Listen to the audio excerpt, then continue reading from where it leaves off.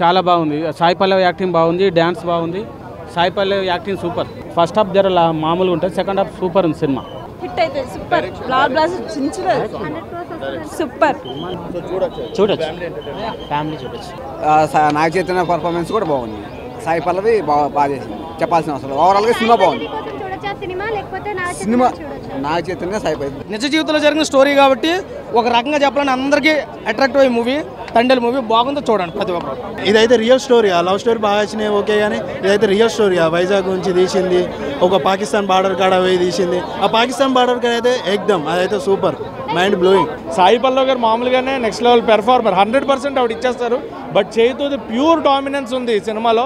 101% ఇచ్చేసారు, 100% కాదు, 101% చేతు గారికి కెరియర్ బెస్ట్ పెర్ఫార్మెన్స్ ఇది. అండ్ ఎక్కడా కూడా అక్కినేని ఫ్యామిలీకి తండేలు అనమాట ఈయన, ద లీడర్.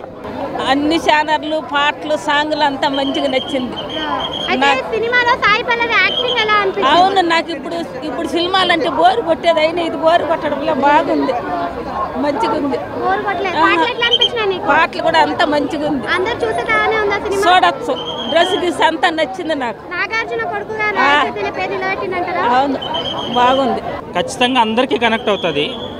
అంటే ఇందులో ప్యూర్ లవ్ స్టోరీ ఉంది, రియల్ స్టోరీ ఉంది. ఆ స్టోరీకి చాలామంది ఎమోషనల్ అవుతారు, కనెక్ట్ అవుతారు. పేట్రియాటిజం ఉంది. క్లైమాక్స్లో అయితే అంటే సినిమా చాలా ఎమోషనల్గా నడుస్తుంది, కానీ క్లైమాక్స్లో అందరికీ గూస్ బంప్స్ వస్తాయి. ఇది ఖచ్చితంగా మంచి బ్లాక్ బస్టర్ హిట్ అవుతుంది. నాగ చైతన్య గారికి 100% లవ్ మూవీ తర్వాత ఇది సూపర్ హిట్ అని చెప్పొచ్చు. స్టోరీ రియల్ స్టోరీ, ఇది కల్పిత పాత్రలు కాదు కాబట్టి రియల్ స్టోరీ తీయడంలో చందు గారు చాలా సక్సెస్ అయ్యారు. ఎందుకంటే ఇండియా పాకిస్తాన్ గురించి కొంచెం కంటెంట్ ఉంటుంది కాబట్టి అది సెన్సిటివ్ మ్యాటర్, అది తీయడంలో చాలా సక్సెస్ అయ్యారని చెప్పొచ్చు. ఇది లవ్ స్టోరీ.